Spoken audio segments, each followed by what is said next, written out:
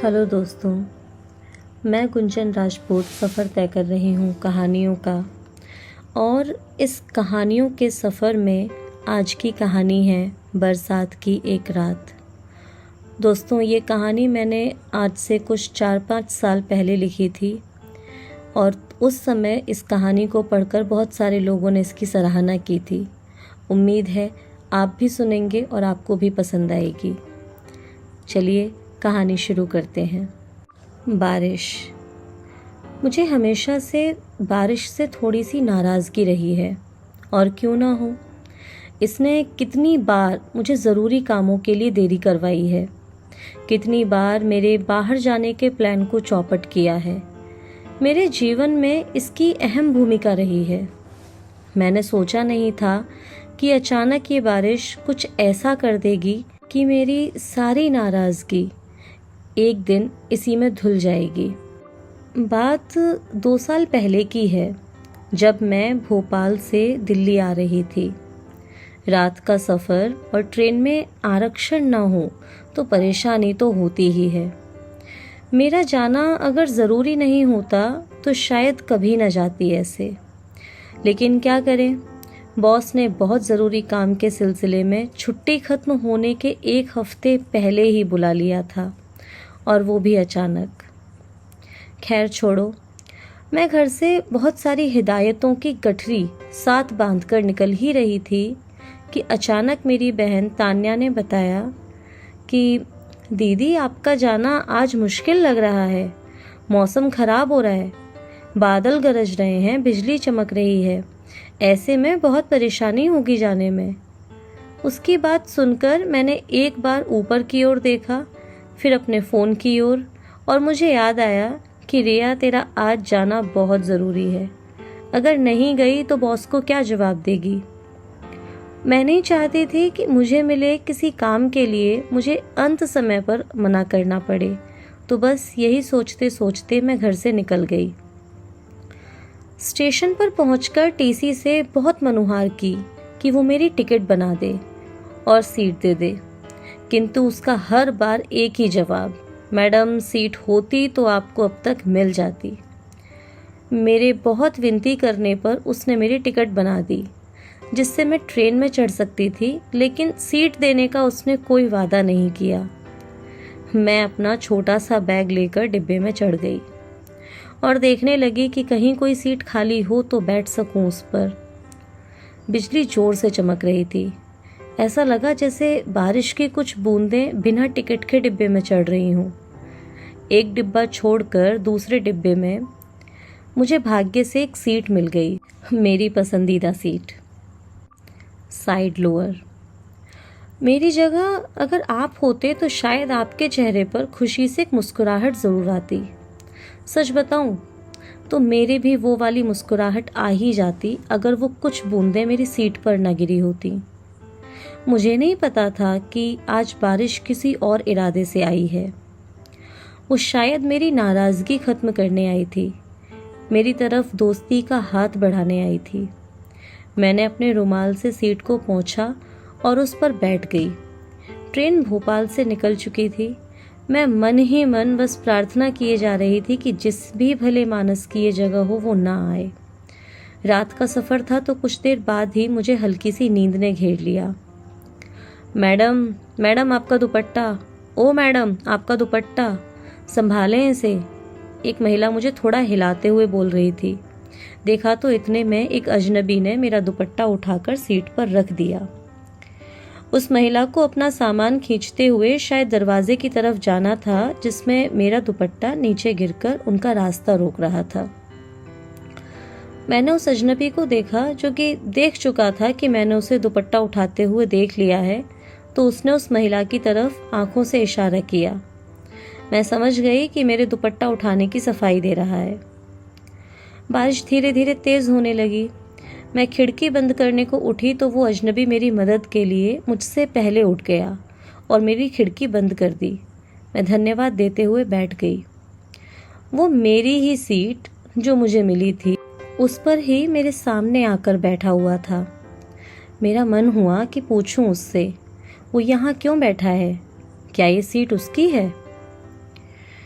या वो भी मेरी तरह मन ही मन बस प्रार्थना करके बैठा है, किसी तरह बैठने की जगह मिल जाए और ये सफ़र कट जाए। मैं उससे पूछूं या ना पूछूं, इसी उधेड़-बुन में नज़रें चुराकर उसे बीच-बीच में मैं देख रही थी।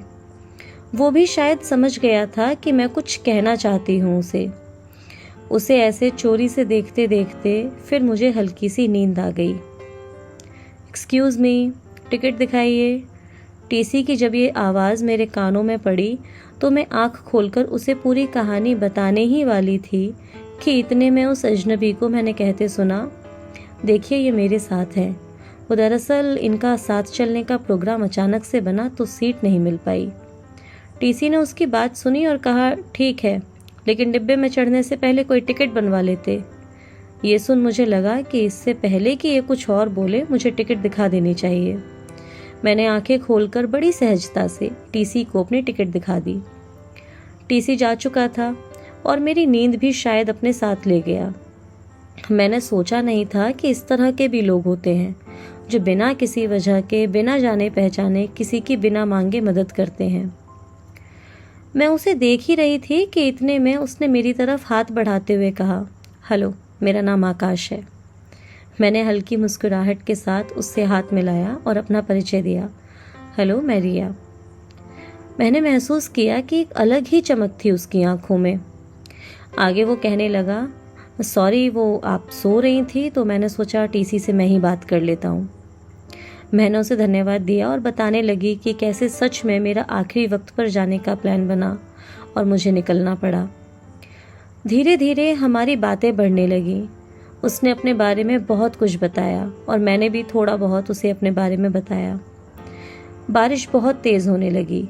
रात के 11 बज गए थे, पर हम दोनों बातों में इतने मशगूल थे कि न ही समय की तरफ ध्यान जा रहा था और न इस बात पर कि कैसे हम इतनी जल्दी अजनबी से दोस्त बन रहे थे। उसने मुझे बताया कि उसे बारिश कितनी पसंद है। रिया, मैं आपको बताऊं, अगर किसी को कोई परेशानी ना हो तो मैं ये दोनों खिड़कियां खोल दूं और एक अच्छी सी गरम गरम चाय पीऊं, ज़ोर ज़ोर से गाना गाऊं। मैं उसकी बातें सुनकर हंसने लगी। मैंने महसूस नहीं किया कि जिस बारिश का जिक्र सुनकर मेरा दिमाग खराब हो जाता है, मैं आज उसी के बारे में इतना खुश होकर बात कर रही हूँ, या यूँ कहूँ कि बातें कर नहीं रही हूँ, बातें सुन रही हूँ। आकाश बोले जा रहा था और मैं सुने जा रही थी उसकी बातें। उसे सुनते हुए लगा कि सच बारिश इतनी बुरी चीज़ नहीं है जितना मैं समझती हूँ। कुछ देर बाद बीच में कहीं ट्रेन रुक गई। न कोई स्टेशन, न कोई खास रोशनी। सच कहूँ तो आकाश नहीं होता तो सच ये सफ़र बहुत बुरा होता। मैं बहुत ज़्यादा डरती और भगवान से बस प्रार्थना करती कि जल्दी ट्रेन चलने लगे। पर आकाश के साथ बात करते हुए ट्रेन का वो रुकना बुरा नहीं लगा। बारिश थोड़ी मध्यम हो चुकी थी। आकाश ने मुझसे पूछकर दोनों खिड़कियां खोल दी। अब हल्की हल्की बारिश की बौछारें और दिल तक सुकून पहुंचाने वाले हवा के झोंकों के बीच हम दोनों एक दूसरे के दिल तक का रास्ता बना रहे थे। ट्रेन में ज़्यादा रोशनी नहीं थी तो हम एक दूसरे को इतना साफ नहीं देख सकते थे, पर उसकी आंखों की चमक मुझे साफ दिख रही थी। कुछ देर बाद एक चाय वाला आया और शायद उसने आकाश का रोकना सुना नहीं और चला गया। आकाश उसके पीछे पीछे गया। आकाश जैसे ही उठा उसकी सीट पर मुझे एक डायरी दिखी। मेरे मन के मना करने के बाद भी मैंने वो उठा ली और अपने फ़ोन की फ्लैशलाइट में एक पेज खोला। बहुत ही सुंदर अक्षरों में एक नज़्म लिखी हुई थी जिसका शीर्षक था बरसात की एक रात। कुछ अंधेरे में एक सफ़र पर, बारिश की बौछारों के बीच, मैं भीग जाऊं तेरे एहसास में और आ जाऊं तेरे पास में। मैंने पूरी नज़्म पढ़े बिना ही अचानक डायरी बंद कर दी। दिल थोड़ा तेज धड़कने लगा। ऐसा लगा मानो आकाश ने इसी सफ़र को लिखा हो अपनी नज़्म में। मैं न चाहते हुए भी आकाश के बारे में सोचे जा रही थी। इतने में आकाश 2 कप गरम गरम चाय ले आया। उसने अपनी डायरी देखी और वहीं साइड में रखते हुए बैठ गया। रात का 1 बज गया।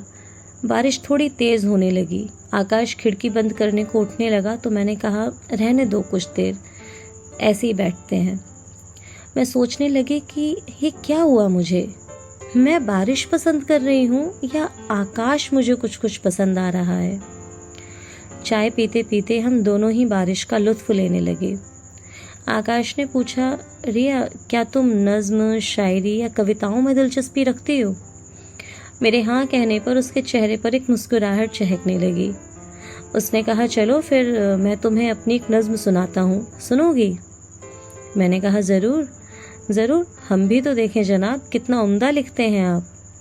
मेरा दिल चाह रहा था कि कहूँ उसे कि आकाश मुझे वही नज्म सुनाओ ना, वो बरसात की रात, पर कह ना सकी। आकाश ने अपनी डायरी खोली और वही पेज खुला जिस पर वही नज्म थी जो मैं सुनना चाह रही थी। आकाश ने सुनाना शुरू किया, बरसात की एक रात। इतना कहकर ही वो कुछ सोचकर चुप हो गया और कुछ दूसरी नज्म सुनाने लगा, पर मेरा दिल तो उसी नज्म पर ठहरा हुआ था। बातें करते करते हमें बैठे बैठे कब नींद आ गई, कब ट्रेन चल दी, मुझे पता ही नहीं चला। सुबह नींद खुली तो देखा आकाश अपने बैग को देख रहा था। मेरे पूछने पर उसने मुझे बताया कि उसका स्टेशन आने वाला है। मेरा मन हुआ कि कह दूं उसे कि मत जाओ आकाश, मुझे भी बारिश से और प्यार करना है। मैं तुम्हारे साथ एक और ऐसी ही बरसात की एक रात बात करते हुए आंखों में निकालना चाहती हूँ। मन किया कि कहूँ, बैठो ना, मुझे तुमसे तुम्हारी और नज़्में सुननी है, खासकर वो वाली बरसात की एक रात। पर दिल की बात दिल में रह गई और आकाश का स्टेशन आ गया और वो चला गया। कुछ देर बाद मेरा स्टेशन भी आने ही वाला था। आकाश के जाने के बाद मैंने देखा कि उसकी सीट पर एक कागज़ रखा हुआ है, कुछ मुड़ा हुआ सा। मैंने खोला, उस पर ऊपर ही लिखा था, बरसात की रात। हाँ, वो वही पेज था, वही नज्म वाला पेज, वही नज्म, और नीचे लिखा था, रिया ये तुम्हारे लिए। मैंने ये नज्म कुछ दिन पहले ही लिखी थी। मुझे नहीं पता था कि इतनी जल्दी ये नज्म हकीकत बनकर मेरे सामने आ जाएगी। रिया, तुम्हारे साथ ये सफ़र कैसे गुजरा पता ही नहीं चला। मुझे खुशी है कि अब शायद ये बारिश तुम्हारी भी दोस्त बन गई होगी। रिया, मुझे नहीं पता कि ऐसा क्या हुआ इस सफ़र में, क्या हुआ इस बरसात की रात में, पर इतना ज़रूर कहूँगा कि मैं ऐसे सफ़र का फिर इंतज़ार करूँगा, ऐसी बरसात की रात का फिर इंतज़ार करूँगा, और दुआ करूँगा कि तुम फिर से बिना रिजर्वेशन ट्रेन में चढ़ो और फिर से मेरी ही सीट पर बैठो। उसकी ये नज़्म और वो छोटा सा पत्र पढ़कर मुझे मन ही मन बहुत खुशी हुई और दुख भी हुआ इस बात का कि काश इतनी बातों के बीच उसका नंबर ले लिया होता। मुझे आकाश से और आकाश की बारिश से कुछ कुछ मोहब्बत होने लगी। 2 साल बीत गए, बारिश से मोहब्बत बढ़ती जा रही है। 2 साल से उसी बरसात की एक रात का इंतज़ार है। दोस्तों, आज की कहानी इतनी ही थी। उम्मीद है आपको पसंद आएगी। अगली वीडियो में सुनेंगे आप एक और कहानी। तब तक के लिए अलविदा।